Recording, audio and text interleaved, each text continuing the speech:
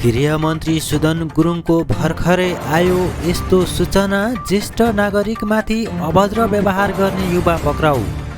हरेक नागरिकलाई कसैले दुःख दिएको छ कि छैन भनेर सरकारले नजिकबाट नियालिरहेको छ। कृपया ध्यान दिनुहोला। कानुनभन्दा माथि कोही पनि छैन। मिति 2082 साल 12 महिना 15 गते ललितपुर महानगरपालिका लगनखेल स्थित पाटन मानसिक अस्पताल अगाडिको सडक पेटीमा हिँडिरहेका ज्येष्ठ नागरिकमाथि अभद्र व्यवहार गरेको आरोपमा एकजना युवा पक्राउ परेका छन्।